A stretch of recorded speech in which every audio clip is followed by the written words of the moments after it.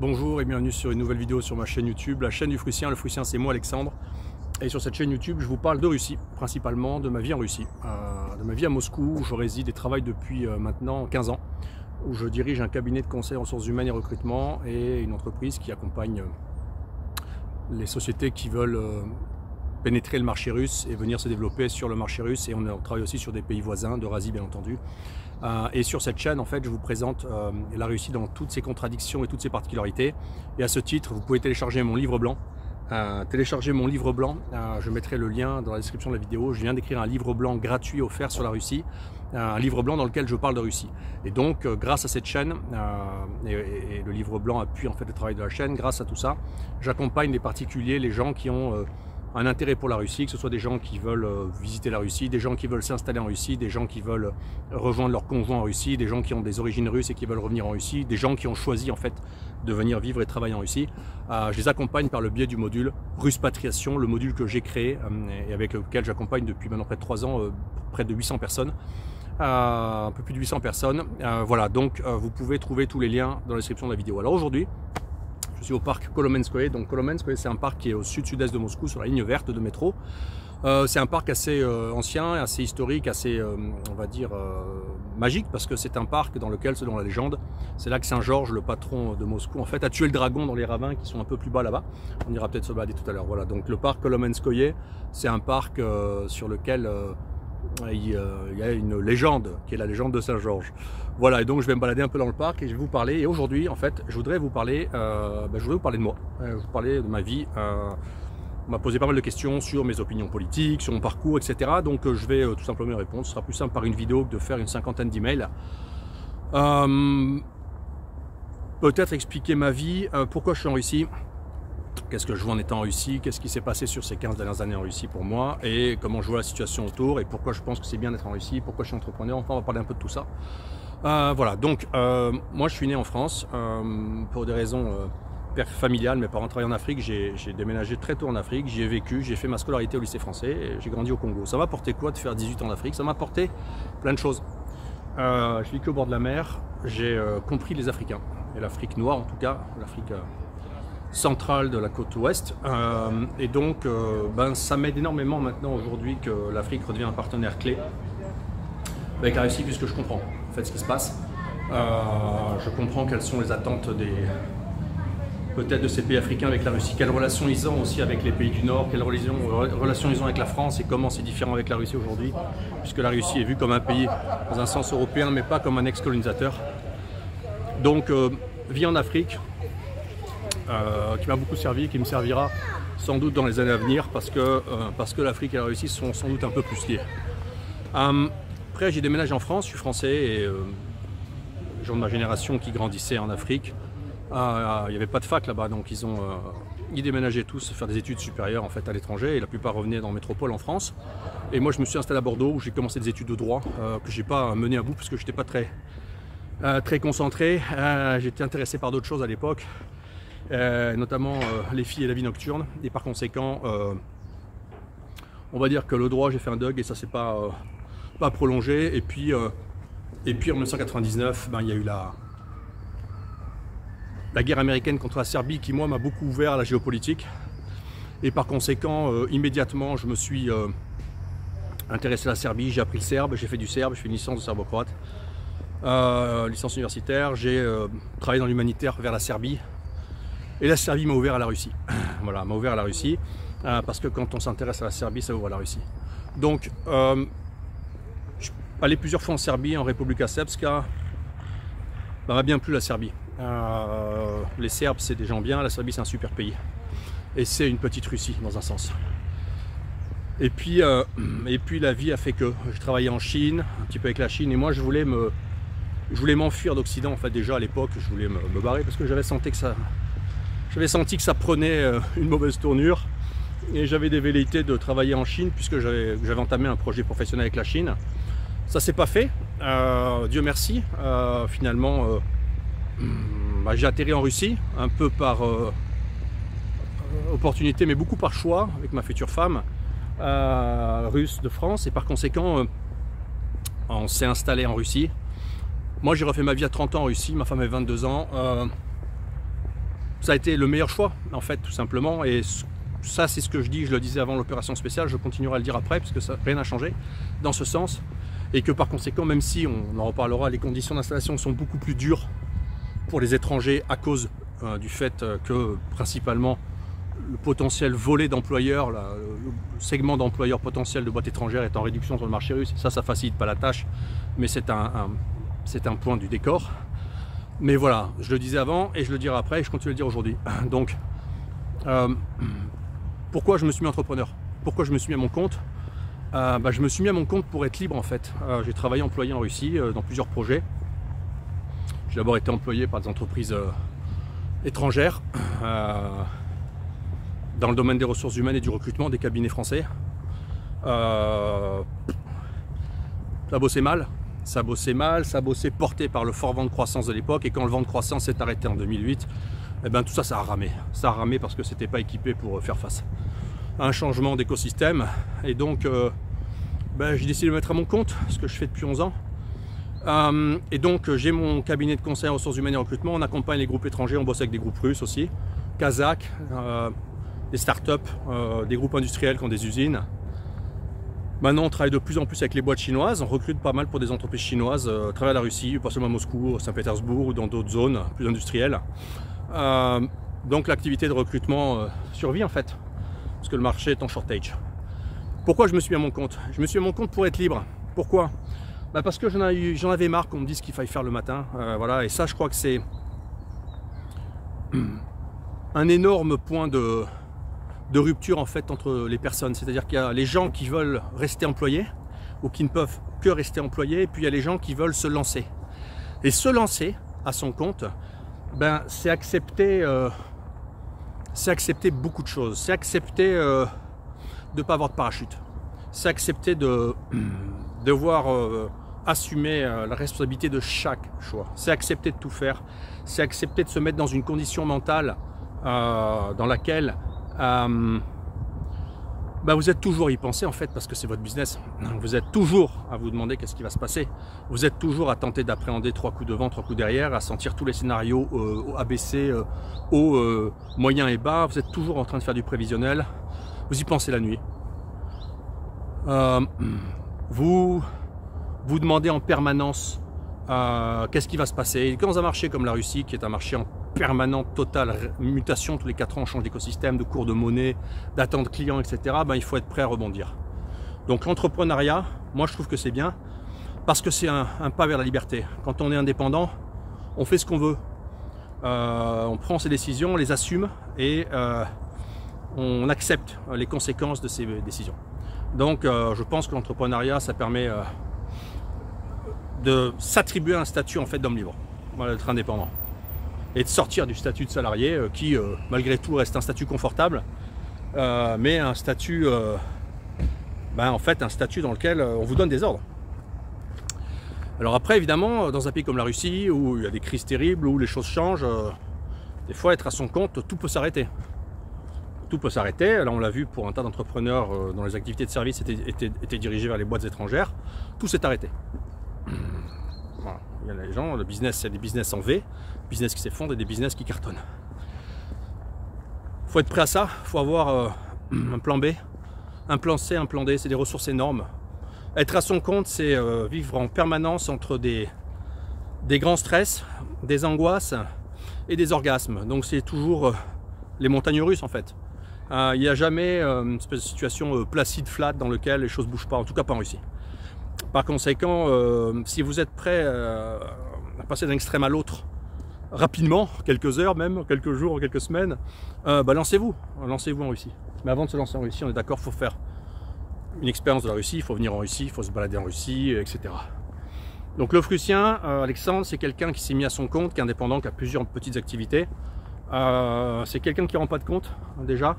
Et ça, je voudrais que ce soit clair aussi pour les gens qui, sur mes différents forums, me posent des questions stupides ou me demandent de me justifier ou ci ou ça n'arrivera pas. D'accord? Ça n'arrivera pas parce que je fais ce que je veux. C'est comme ça. Et donc, le choix d'être en Russie, c'est un choix profond. C'est un choix civilisationnel, c'est un choix que j'ai fait.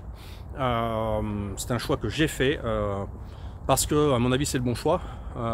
Ouais, il y a un moment difficile à passer, il y a une grosse bosse, c'est clair. En France, les gens sont gangrénés par la moraline et on ne peut plus leur dire qu'on va habiter en Russie même si on a une femme russe, c'est interdit. Bon, ben, ça marche pas ici, ça. Ça marche pas chez le Prussien en tout cas, et c'est comme ça. Et les entreprises françaises qui ont déguerpi lâchement de Russie vont s'en mordre les doigts. Pour beaucoup d'entre elles, vont s'en mordre les doigts parce qu'elles ont perdu de l'argent et elles ne reviendront jamais. Donc, à mon avis, c'était une erreur de stratégie. Et la clé, c'est la stratégie. Voilà, donc pas de moraline ici et pas de demande de justification de ci, de ça, ça marche pas. Ok. Maintenant, on m'a demandé beaucoup de fois mes opinions politiques. Je vais parler de la politique en fait, de mes opinions politiques. Moi, je ne me situe pas sur l'échelle d'analyse française.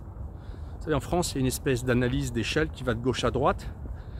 Enfin qui irait de gauche à droite avec une extrême gauche, une espèce de Mélenchon, machin, c'est pas quoi là, une espèce de centre gauche mou, dégueulasse entre Macron, Bayrou et tout ça, et puis une espèce de droite, bon c'est l'UMP quoi, et puis une extrême droite, mon Dieu, Marine Le Pen.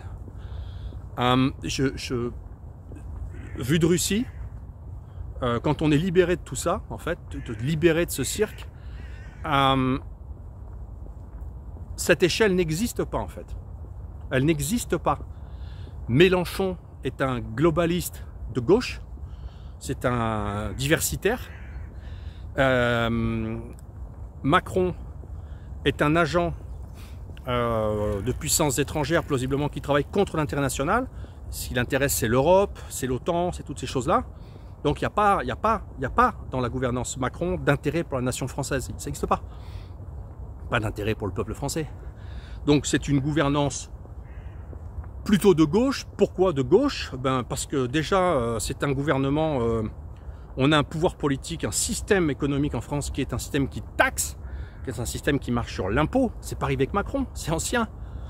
C'est une maladie française structurelle de taxer, d'imposer, de bouffer tout l'oxygène disponible. Et ce monstre qu'est l'État français avale tout l'oxygène disponible, prend la richesse, la redistribue très mal, mais ne crée pas avec cette richesse de biens communs. Donc la gouvernance aujourd'hui, Hollande, Macron, tout ça, c'est pareil, ça change rien, sauf que c'est encore plus grave avec Macron, c'est la gouvernance de la destruction, j'en ai déjà parlé.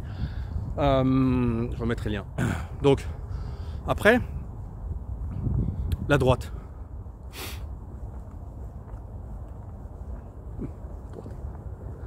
Sarko qui revient dans l'OTAN, Fillon qui se débine pour 4 costards, et puis là on a Bellamy, le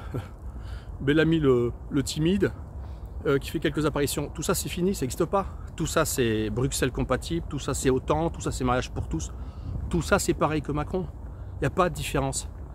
Il n'y a pas de différence de fond. Il n'y a pas. La matrice politique qui englobe les partis politiques français ne laisse pas de place à aucune différence dans le scénario. Aucune. On va pousser plus loin, on va aller avec Bardella, enfin c'était Marine Le Pen, maintenant c'est Jordan Bardella. Bardella, il se lève quand Zelensky fait un discours à l'Assemblée nationale. Bardella, le parti patriote français, il applaudit le mec de l'OTAN, il applaudit Zelensky appuyé par l'OTAN. C'est ça l'indépendance nationale. Voilà, le Rassemblement national, ce qui va se passer, c'est que ça va être comme chez Mélanie. Ce sera pour le mariage pour tous, pour l'OTAN, et ça pourra prendre le pouvoir.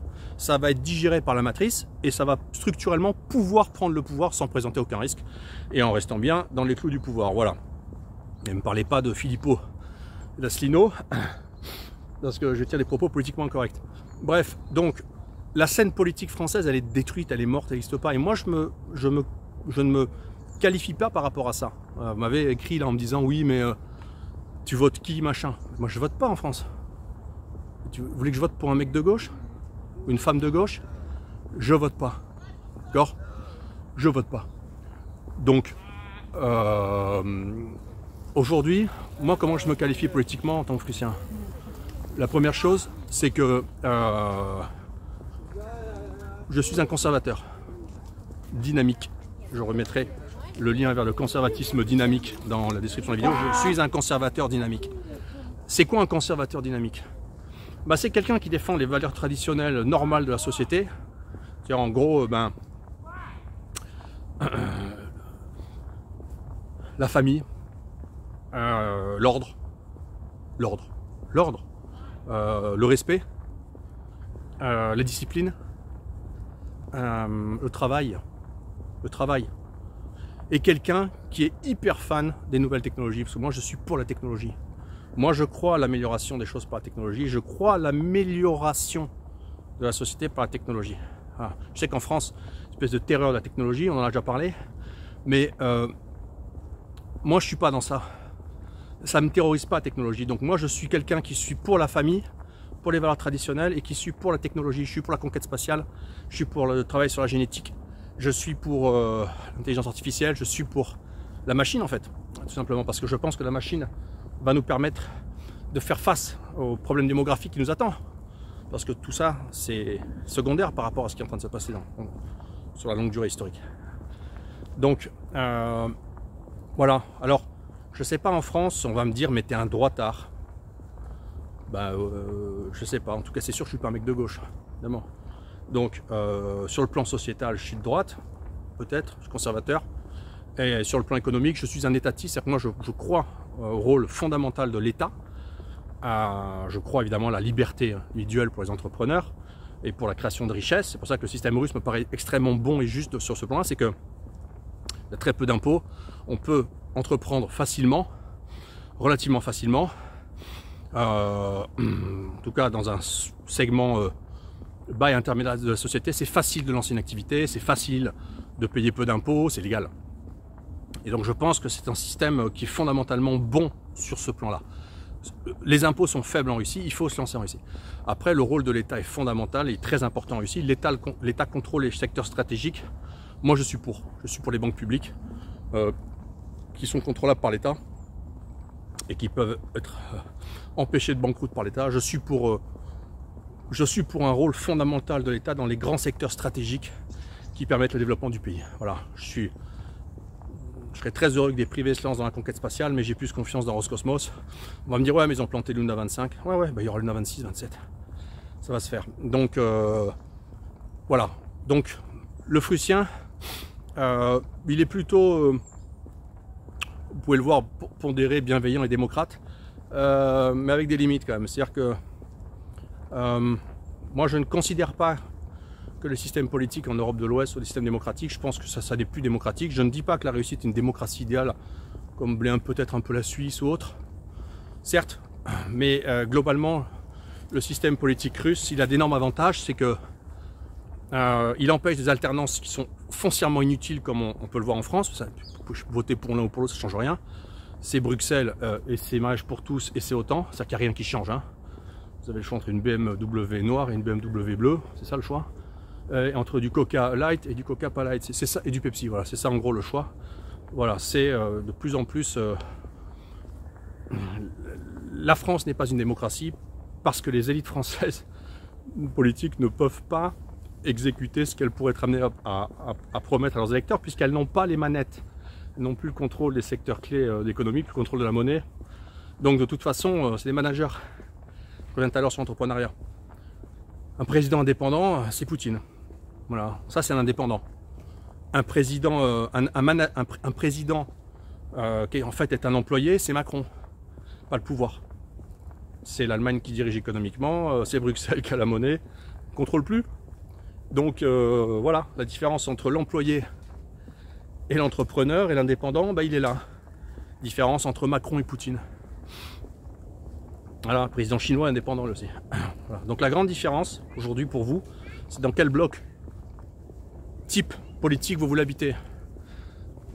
Un bloc gouverné par les gens que vous élisez, ou un bloc gouverné par les gens que vous élisez mais qui ne peuvent pas gouverner parce qu'ils n'ont pas le pouvoir de le faire. Voilà. Et oui, on va me dire bien sûr, Poutine il refait les élections, etc. Oui. Bah oui. Bah oui, Poutine est toujours élu, on va me dire. Bah oui. Mais pourquoi vous n'ayez pas Poutine si vous étiez russe? Enfin, votre vie s'améliore, vous vous enrichissez, tout s'améliore à peu près partout en Russie. Ça fait 20 ans que ça s'améliore, ça ne s'arrête pas. Vous allez tout arrêter? Vous allez tout arrêter, dire non, on va en prendre un autre, essayer? Mais non, ça marche, vous ne touchez pas, vous enrichissez. Les Russes sont de plus en plus libres. Les Russes n'ont jamais été aussi riches, n'ont jamais aussi bien vécu, n'ont jamais été aussi libres, contrairement à ce qu'on dit en Europe. Par conséquent, ils n'ont aucune raison de ne pas voter Poutine. Ouais, vous allez avoir des coups de jeunesse, on va dire on veut un autre président. Très bien. Ça passe après quand on vieillit. Quand on a des enfants, qu'on travaille, on pense un peu différemment. Donc, voilà. Ça, c'était un peu pour expliquer, répondre à toutes les questions que j'ai sur moi. On m'a dit, oui, mais tu réponds jamais. Bah si, mais je ne vais pas faire 50 emails. Donc, le Frussien, il ne se définit pas politiquement par rapport à l'échelle française. Oui, la Russie, je la connais bien. Croyez-moi. Et je vais vous filmer derrière un petit peu. Voilà. C'est là Saint-Georges. Beau, hein? Ouais. On est bien là.